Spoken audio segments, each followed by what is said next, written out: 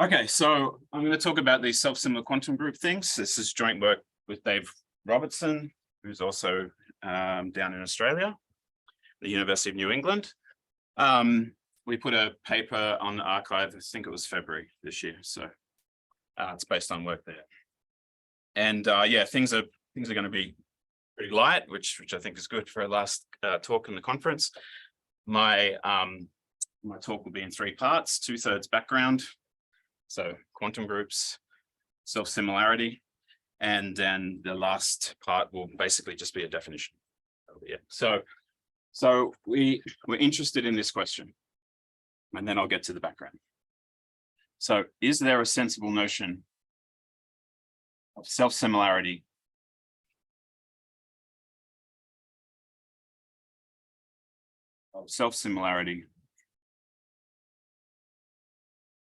for, and I leave this word out of the title because it just makes for a catchier title, but I'm only looking at compact quantum groups.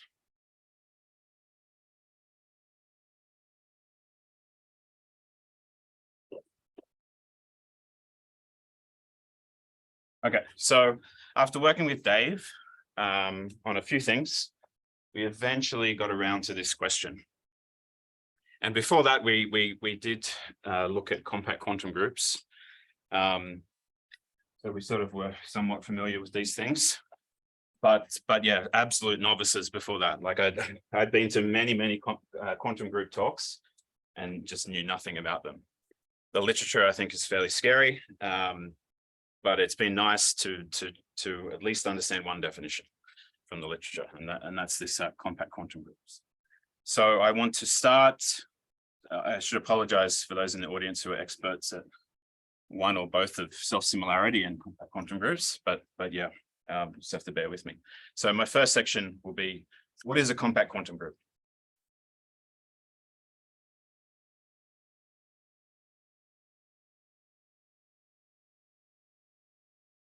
So if you haven't seen the definition, and I just write it out, well, at least to me, it looked like, what on earth is this thing, right? But I think you can motivate it nicely by starting with a group and looking at the functions of the group. So that's what I'm going to do. And then hopefully the definition will be make some sense. Before I get started, I just want to highlight something that we've talked about, or a few people have talked about, this girlfriend duality, this nice duality we have between spaces and commutative C-star algebras, right?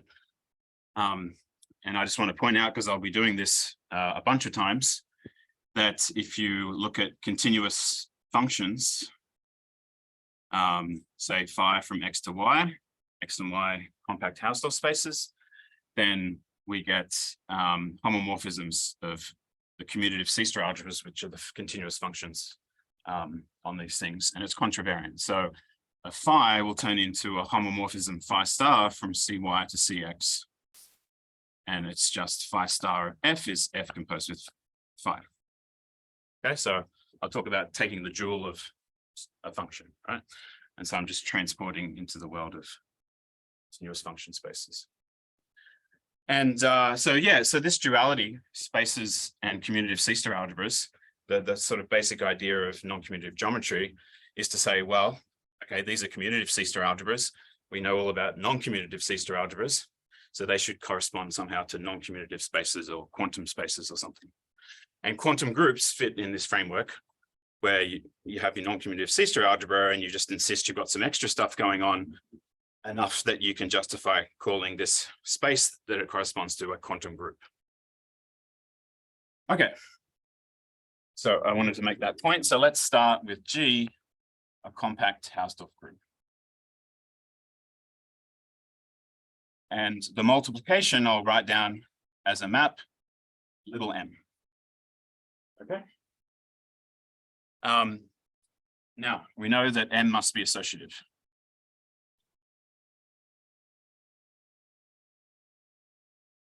And we know how to write that down. But why don't I write this associativity using a diagram? All right, so I can describe associativity like this. So I've got 3 copies of G, and I can go across the two copies by looking at identity cross M. Or I could do the other way around where I go M cross identity to get to two copies of G. And then I can go across and down to one copy of G just with M. And if these commute, then this is associativity, right? Okay. Well, I want to take the dual of multiplication now. So I want to go to the world of functions. So just starting with the group, compact Hausdorff group, what can I get in terms of functions? So if I take the dual, I get, which I'll call delta, but using my notation, this is just the star. So this goes from C of G, remember it goes backwards. So C of G to C of two copies of G. This is naturally a tensor product of C of G with itself. And it's given by the usual formula. Delta of F at G comma H, right, because we're over here, is equal to F of the multiplication. So now I won't bother using the M map, I'll just write F of GH. Okay, so I've got C of G and I've got this, what we call co-multiplication delta. And if I dual this map, this diagram, sorry, then I get the following. So I have to flip the arrows. So I get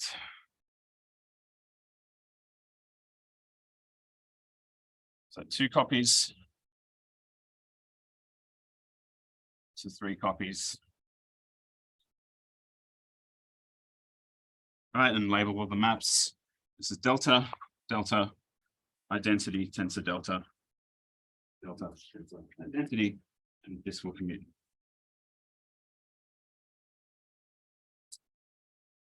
Okay, so I get that. So I'll call this one, and then I get this other thing, which I will write down, but we'll basically pay no attention to just because it'll appear in the definition of the compact quantum group. So you can show that this span of things of the form delta C of G times one tensor C of G.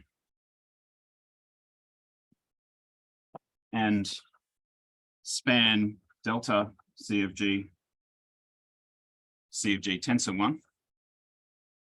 So if you look at these subalgebras, you can prove that these are dense in C of G, tensor C of G. Each on their own or both together? Each, what's the difference?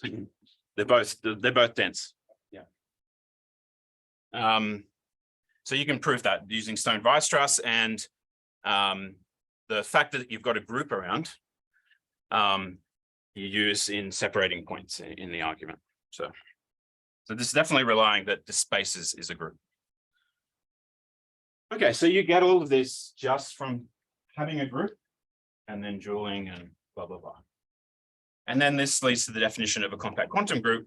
And the idea is, let's just make this non-commutative, right? So definition from Woronovich in the 80s and 90s. So a compact quantum group, a delta consists of a unital C-star algebra A,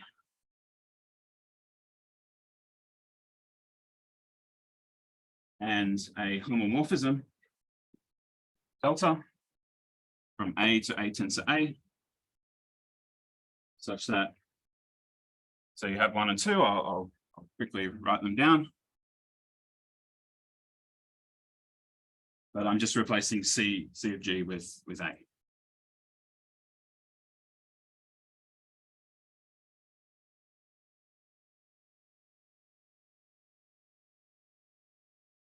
So you have this commuting diagram. Right, we call this co-associativity of the co-multiplication delta. And you need to insist that you have this sort of condition with the spans. So span delta A times 1 tensor A, and span delta A times A tensor 1 must be dense in A tensor A.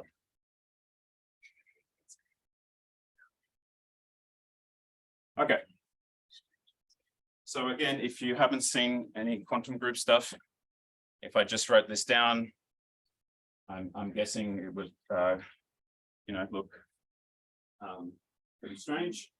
But I hope that, even though I didn't prove this stuff, I hope it sort of naturally follows from what we get from the community case. Yeah. The compact part because the unit. Yeah. You said that one, didn't you? Tensor product to be considered. Yeah. This is the always the minimal tensor product. You expect some kind of compatibility between the multiplication and this delta, the multiplication? No, you just, as long as this commutes. Yeah. Okay. All right, so I'm going to go through one example. But there are many and the different types of examples. So I'm going to look at quantum symmetric group. So one class of examples comes from classical groups. You take a group, look at the functions on the group and try and quantumize it, or whatever word you want to use. Well, I'll just use this board again.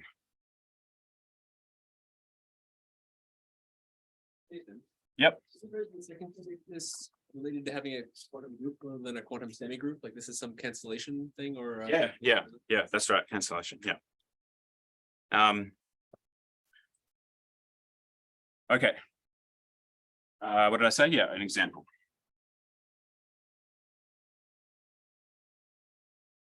So let's take Sn to be all the permutation matrices. N by n permutation matrices. The 0 matrices are unique one in all rows and columns.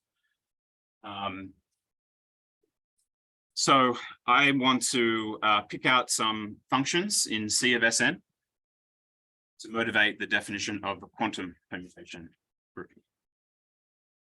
So let's look at Fij in C of Sn, where Fi and j run from 1 to n of a matrix sigma is just its ij entry. Okay. Fij is the characteristic function. If you think of these as like permutations of 1 to n, instead it's all the permutations that send j to I. You want to think of it that way. This sort of ties into what I'll do later. Okay, so these Fijs satisfy a bunch of things. They will generate this C of Sn, it's just a finite group. They are obviously projections, right? It's 0, 1 valued. If you fix one of the indices and sum over the other, because you're picking out entries of these permutation matrices, you just get 1 all the time.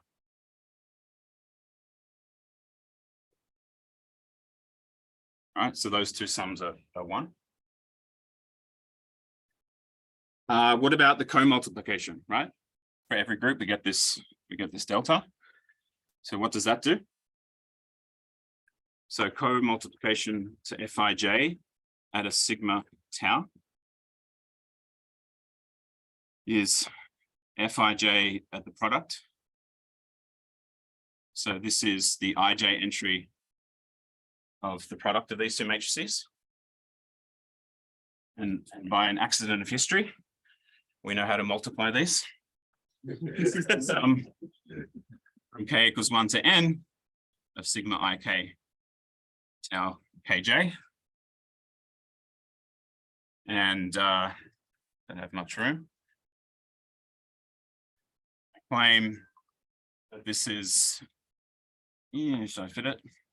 The sum from k equals 1 to n, Fik tensor Fkj at sigma tau.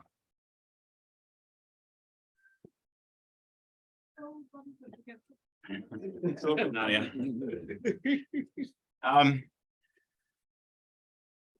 Okay, so yeah, the FIK is checking on the sigma and the FKJs is checking on the tau. And if they're both one, well, they'll be in. So yeah, delta of Fij is this sum of tensors. And so now we have enough to, again, basically motivate Wang's definition / theorem about the quantum permutation group or symmetric group. So theorem, Wang in 98 paper. And again, if I just wrote this down, you're like, where did it come? Where did that come from? Right. So if you define ASN to be the C-star algebra or the star algebra closure of the Aij,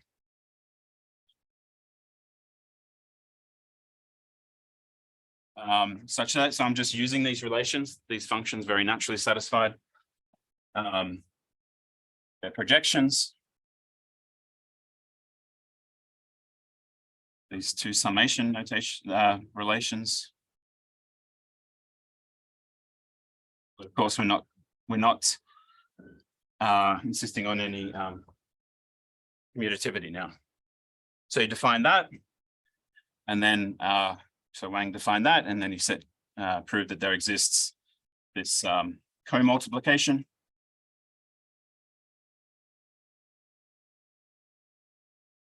Satisfying what we now expect out of this formula. Such that ASN and this delta is a compact quantum group. It's an example of one of these things.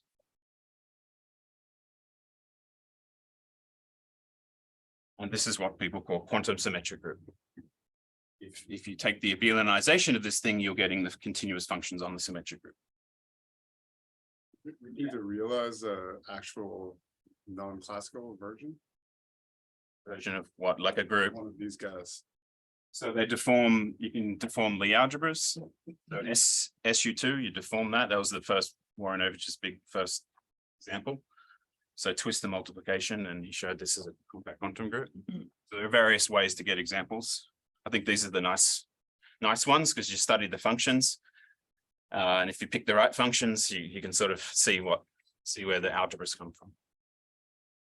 Kind of like, so for finite groups, you can always embed them into symmetric groups on that. You get a similar thing for finite quantum groups.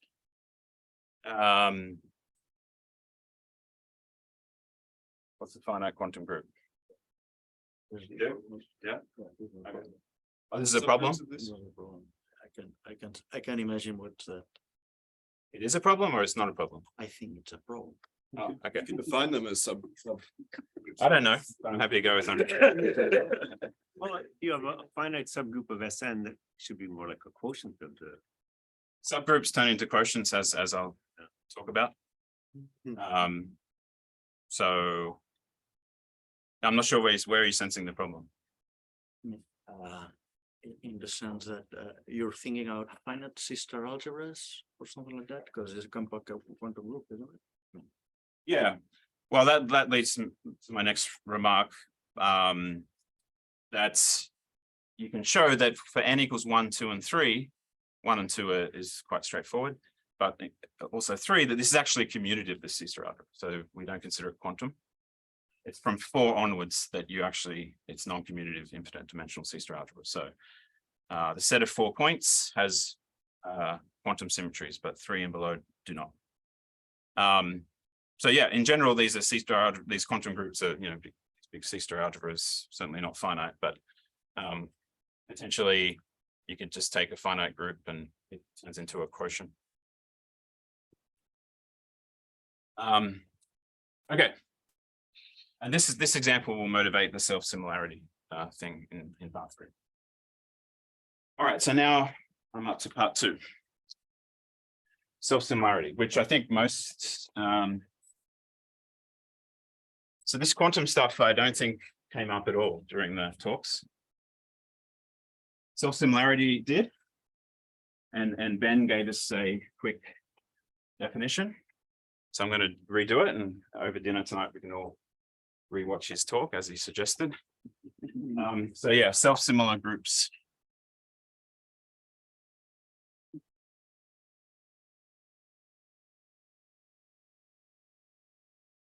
So X is a finite set, and you know, it better be two elements in it. Okay, so X star for me, you can think of as the words. In X, for me, I'm going to think about it as a rooted, infinite rooted homogeneous tree. But same thing, right? Words is tree. And this goes on forever. Okay, so the automorphisms of this thing, as we've seen in a few talks, this is a compact Hausdorff group.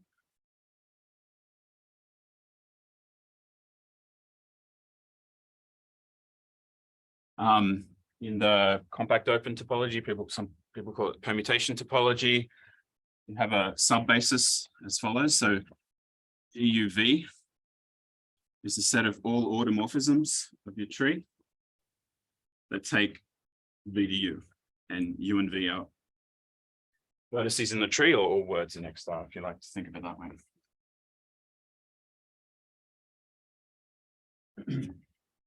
These will have to be the same length because we've got this root at the top.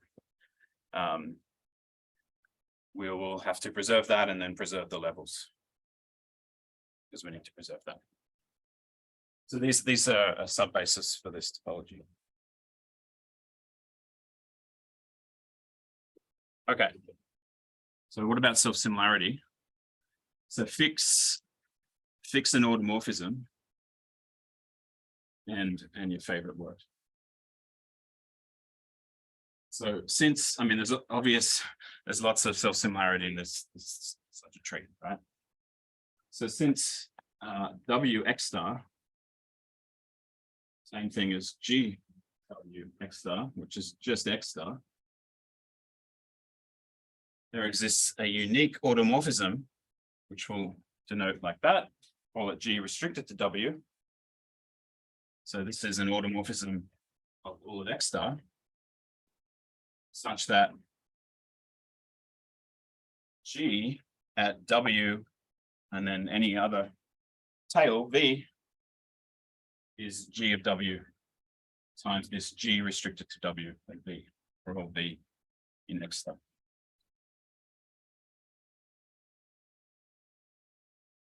Okay, so I'll draw another copy of this tree.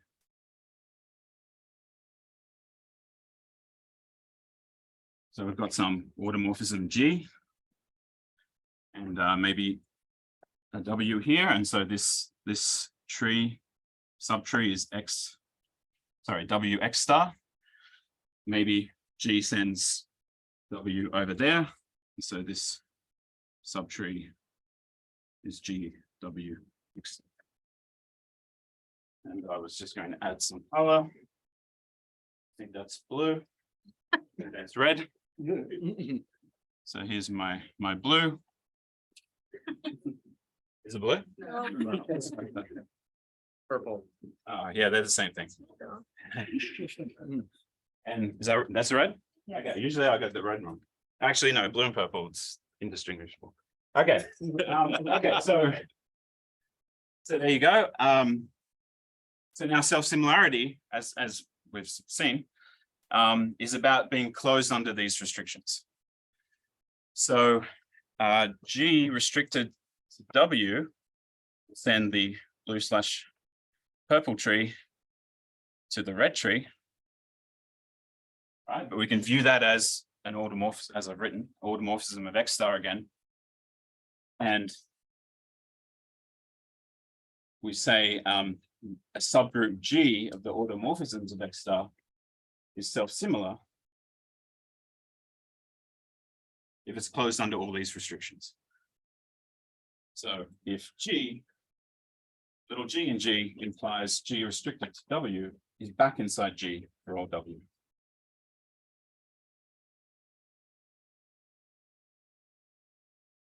Okay, so yeah, every time you pick out these two subtrees where the restriction maps one to the other, you've got to be back inside G. And it's a fact that all of these restrictions are continuous. So G going to G restricted to W for all W are continuous. And so the closure of a self-similar group is also self-similar.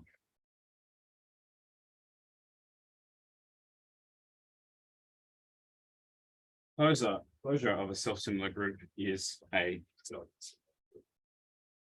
Nathan, X star is finite words or infinite words? finite words, but all of them is this big infinite tree. Yeah. Yep. Take the closure, get uncountable groups. Are the two-adic integers uncountable? Seem big. Yeah, okay. So I'll have an example. I'll have an example in a second where they appear. Yeah. But yes, the answer is yes. Okay, so some examples.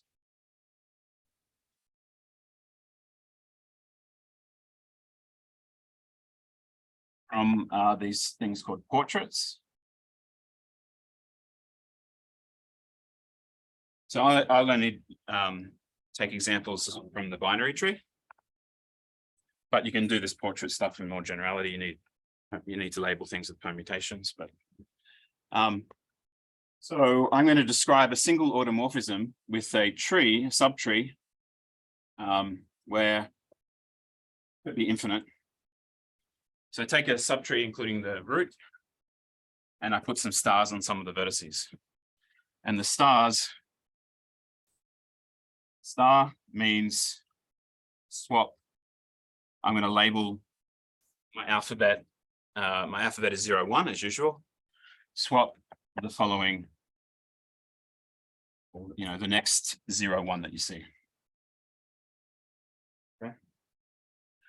So this is an automorphism of the tree. So for instance, G of 1W, right? We go along 1, we've seen no stars, right? So it's just 1W, it does nothing on that whole half. But it does stuff over here. G of say 0, 0 something. Right, so 0, 0. Well, we've seen a star. So we do nothing on the first one, but then this star says the next 0, 1 you see, you should swap. So that, and then no more stars, so nothing else happens. All right. 0, 1, 0, W. All right, we've seen 2 stars. So this will go to 0, 0, 1, etc. Okay, so this is how these diagrams give automorphisms.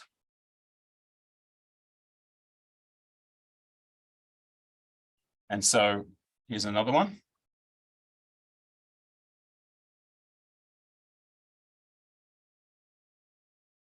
It's the wrong ones.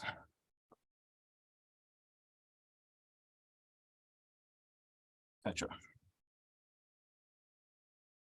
Okay, so let's call this gamma. Gamma of 0W. Well, we start with the star, so it flips the first letter.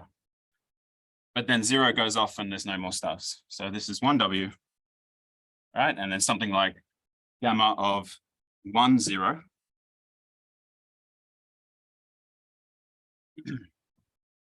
Well, we flip the first one because we start with the star and then we see a star on the next one. So we better flip that and then we don't, right?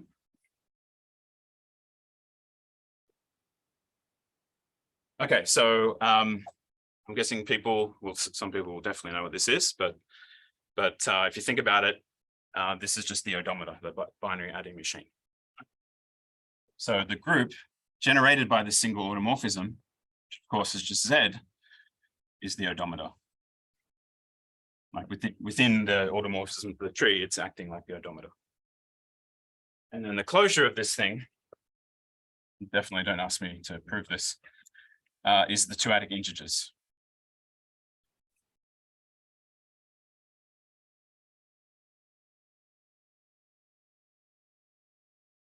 Which is uncountable. Okay, one more example, just because you know, you can't talk about this subject without this group. But I think these portraits are nice.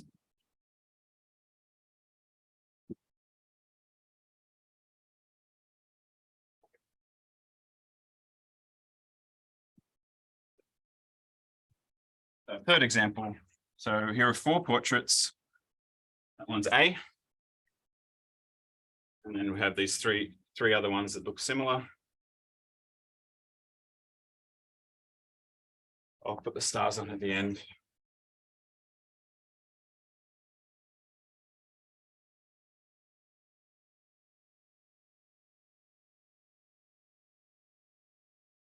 Okay, so the stars on these, star, star, skip, star, star, skip, and so on.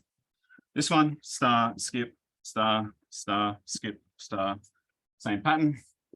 And then whatever's left. Skip, star, star, skip, star, star. Let's call these B, C, and D. So Gregorchuk's group, which we've heard about, and Jim listed the very nice properties of Gregorchuk's group. It's a very famous group, very important group, is the group generated by this thing, these 4.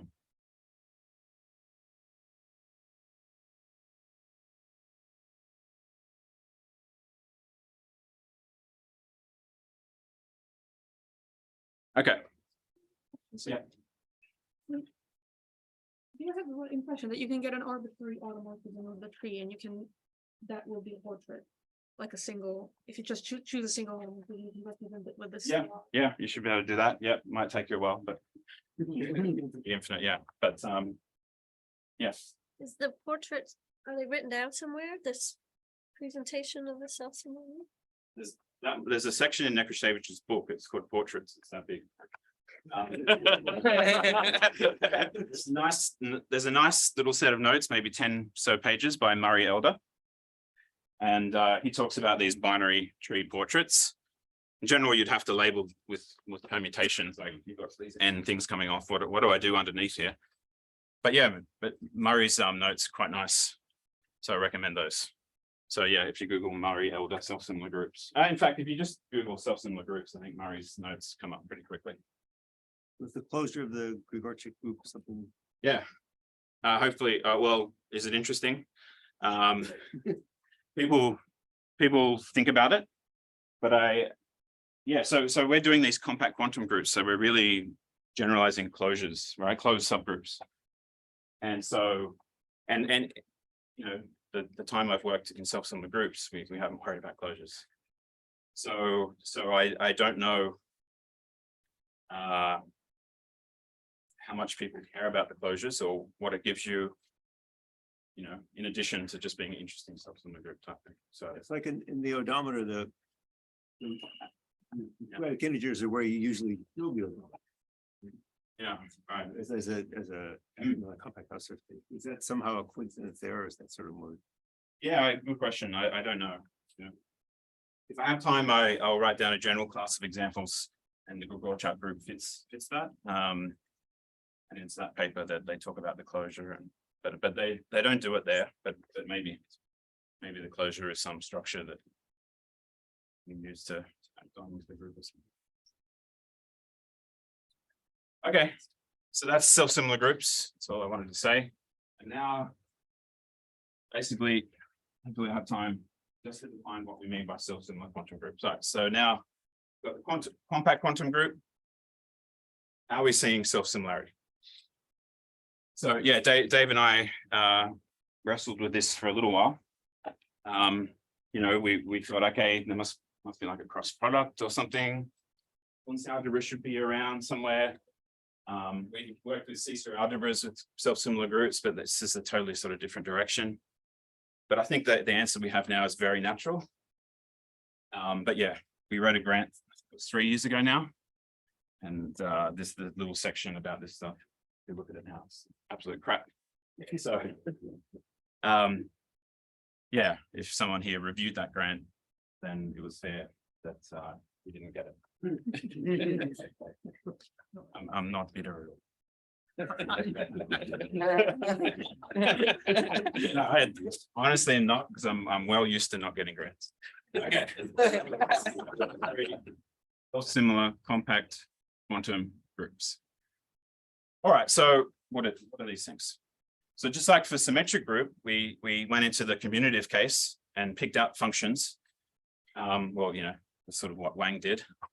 Like Wang, apparently Con asked at a conference one day, like, what are the quantum permutations of a finite set? And so Wang was inspired by this and eventually got this compact quantum symmetric. So yeah, inspired by this sort of procedure in the quantum world, we want to look inside the functions on the automorphisms. And basically we want to pick the right functions that generate the quantum automorphisms of the tree. And then we have to get a sense of what restriction should do. And once you do that, then things are very natural. Okay. So I want to look at FUV in C of or X star. U and V are words of equal length. FUV is the indicator function of these GUVs, which I'll remind you of as all the G's that send V to U. Right? U and V are in the tree of equal length. Okay. Well, just like with symmetric group, what do we can say about these things? You can convince yourself that these generate these functions. They're indicator functions, so they're projections.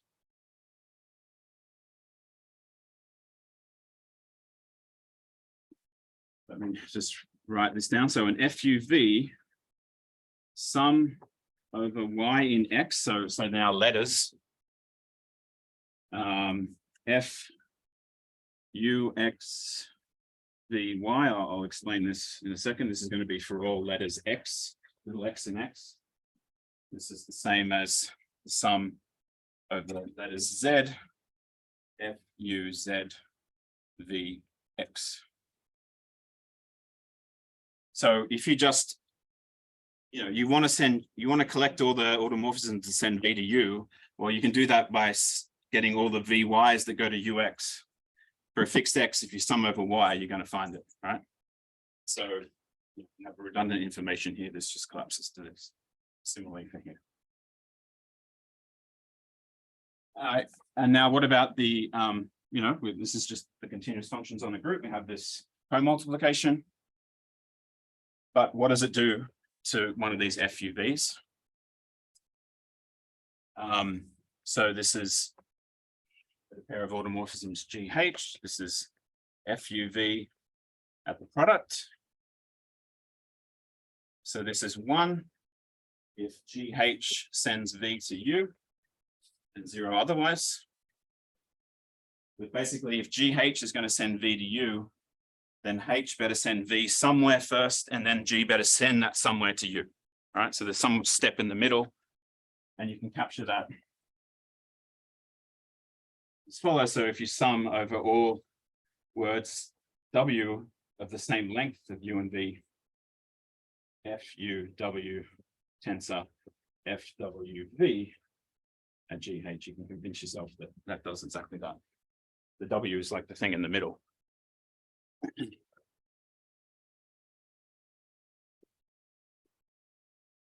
Okay. And now what about restriction?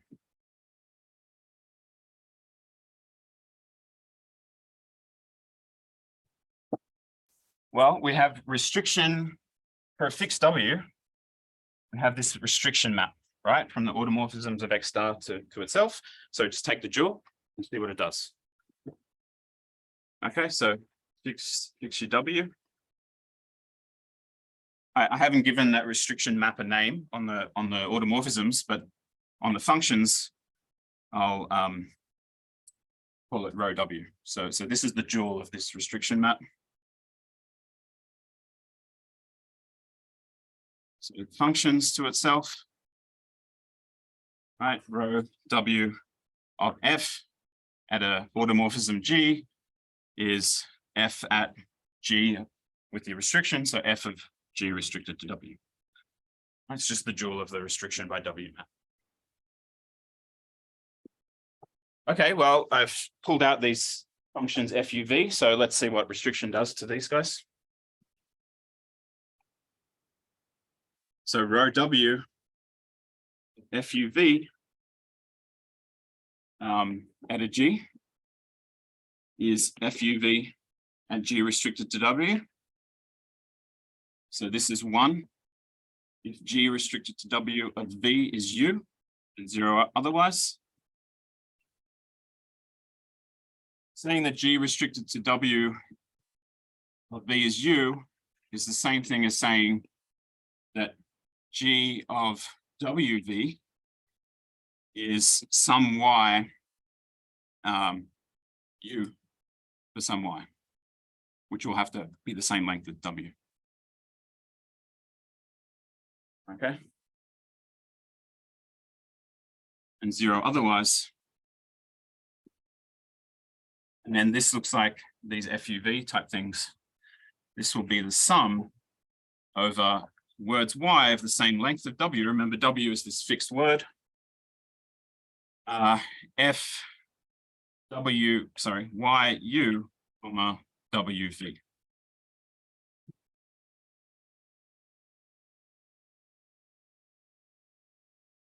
All right, so we have this formula. Of G. You have this formula for what restriction does to one of these FUVs. And now we've got the inspiration to make all the definitions and things. So our first definition is we want the quantum automorphisms of the tree. So blackboard bold X defined to be C star. So take these FUVs and just lose commutativity, right? AUVs, length of U is length of V. Projections. And this relation that we had down here. So you insist that AUV is the sum over length W equals length U equals length V of, no, these are letters. Sorry, I'm mixing all these relations. Sum over Y in X, AUX, YV, which is the sum over Z in X, AUZ, BY, sorry. And in your first line, X. your first line, that's AUV equals AUV squared equals AUV star. Yeah, sorry, yeah. So, yeah. So I did a bad job of copying, but it's these relations. And you can prove that this is a sensible notion of the quantum automorphisms of this tree. Now, I should say that Rollier and Weiss, you can get this C-star algebra. They have a paper. We didn't notice it until quite near the end. They have a preprint from late last year. They do something much more general. They look at locally compact quantum groups, of course. They look at automorphisms of connected graphs, something like that. And if you plug in the rooted tree, you can get this C-star algebra out of that.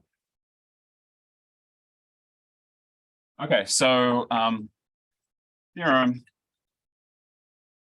There exists co-multiplication on this thing.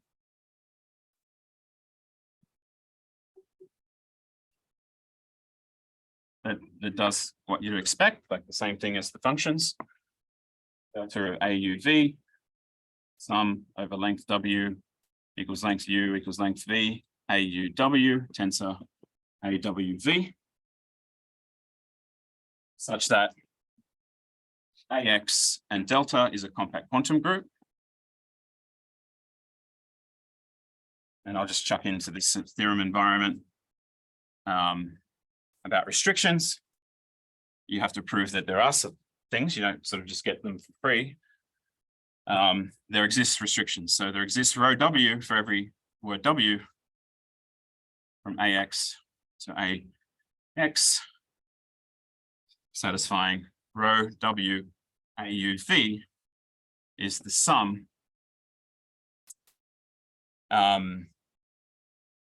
over length Y equals length W A Y U, comma W V. Is that the same thing? Yeah. So these are these quantum restriction maps. Okay. So we've already talked about subgroups and how in the quantum world, these are quotients.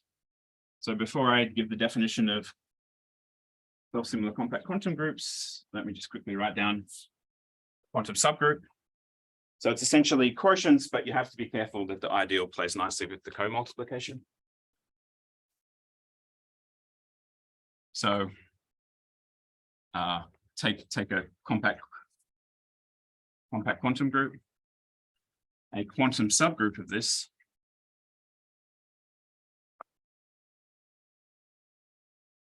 is, so the quotient, you get this natural other co-multiplication,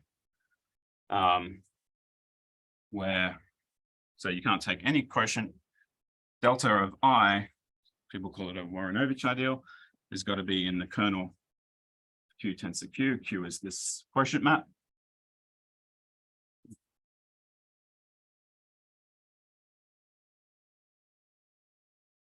And you get a natural co-multiplication. So you get a co-multiplication delta prime composed with this is right in the right way. So these things are, you know, old, and this definition is well established. But yeah, self-similar groups are about subgroups of the automorphism. So we should be looking at quotients of this AX. And I'll write this down and I'll maybe speak for one more minute and finish. A self-similar compact quantum group. I'll drop the co-multiplication. Is a quantum subgroup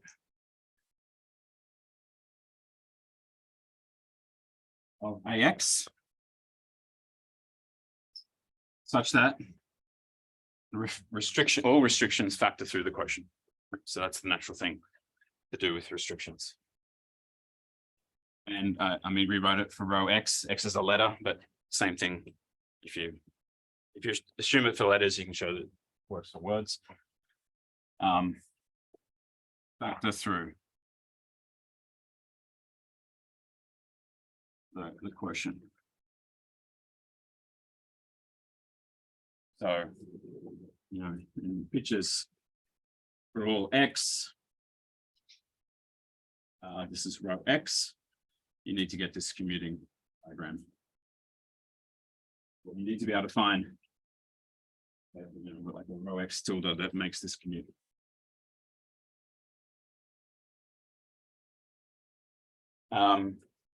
So yeah, that's the definition that I talked about in part 3. I won't write anything else because we all want to go. So in terms of examples, of course, so we had, the main thing we had was a class of examples. So you can look at these finitely constrained self-similar, tempted to write, but I promise not. Finitely constrained ones. We take a subgroup of the automorphisms of a finite tree and blow that up somehow into a self-similar group. And so we did, and you can describe the Gorchak group, for instance, in this process, and we did a quantum version of that. And then we did some Reith product things that sort of the quantum version of that satisfies quantum Reith properties that you might hope for. But we don't have like a single super nice, you know, concrete example. And so that's what we want to look at. And Dave and I have started talking to Mike and Christian Voigt in Glasgow.